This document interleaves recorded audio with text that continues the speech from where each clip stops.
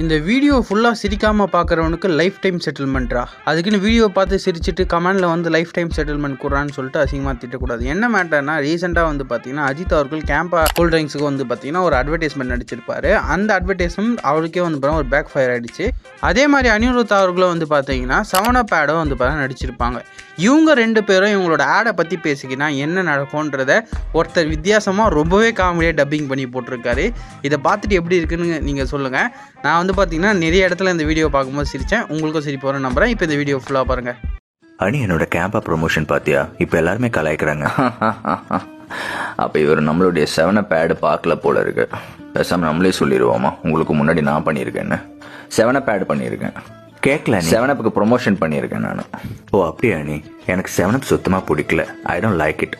A CAMPA is the best. நாடா இவர் CAMPA த பெஸ்ட்டுங்கிறாரு. ரெண்டுமே உடம்புக்கு கெடுதல் தான்.